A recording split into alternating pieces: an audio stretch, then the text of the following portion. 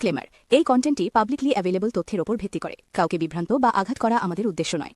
Trending news Bangla, trending এ থাকুন, এগিয়ে থাকুন। নমস্কার, আপনাদের স্বাগত ট্রেন্ডিং বেঙ্গলি নিউজে। এখানে দেশ, রাজ্য ও গুরুত্বপূর্ণ আপডেট সংক্ষিপ্ত ও নির্ভরযোগ্যভাবে তুলে ধরা হয়। চলুন শুরু করি আজকের খবর।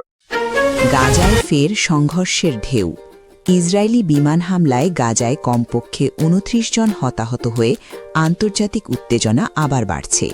ইউরোপীয় ইউনিয়নকে সন্ত্রাসী বলছে ইরান। ইরানি পার্লামেন্ট জানিয়েছে তারা ইইউ এর সামরিক বাহিনীকে সন্ত্রাসী দল হিসেবে বিবেচনা করবে। কূটনৈতিক সম্পর্ক তেজ্য।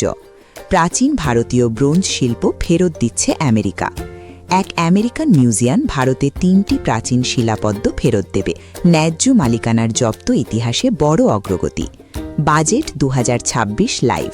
আয়কর, রেল ও শিল্পনীতি আপডেট।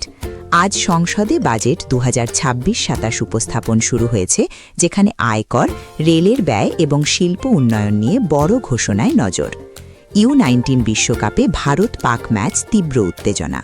ইউ-19 বিশ্বকাপে ভারত-পাকের ম্যাচে ভারতীয় ব্যাটসম্যানদের পারফরমেন্স টেনশন বাড়াচ্ছে। চলতি সিরিজে ফোকাস বাড়ছে। ট্রেন ভাড়া বাড়ছে। নতুন রেট আজ থেকে কার্যকর। দেশ জুড়ে স্ট্যান্ডার্ড ট্রেন ভাড়া নতুন নিয়মে কিছুটা বাড়ছে।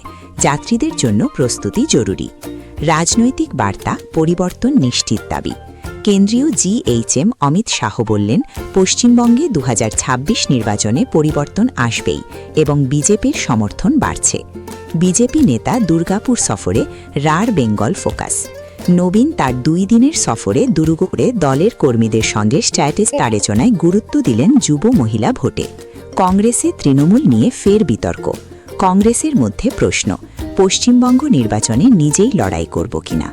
দলের ভিতরে নয়া ডিবেট চলছে। অরিজিৎ সিংয়ের রেস্তোরাঁর জনপ্রিয়তা। গায়ক অরিজিৎ সিংয়ের রেস্তোরাঁতে মাত্র ৪০ টাকাতে পূর্ণ খাবার মিলায়, যার কারণে সাধারণ মানুষ ভিড় করছে এবং খবরটি ট্রেন্ডিং। এখনকার খবর এই পর্যন্তই। শেষ ট্রেন্ডিং নিউজ পেতে আমাদের চ্যানেলটি সাবস্ক্রাইব করুন, বেল বাটনটি অন করে রাখুন যাতে নতুন আপডেট মিস না করেন। খবরটি ভালো লাগলে সবার সঙ্গে শেয়ার করতে ভুলবেন না।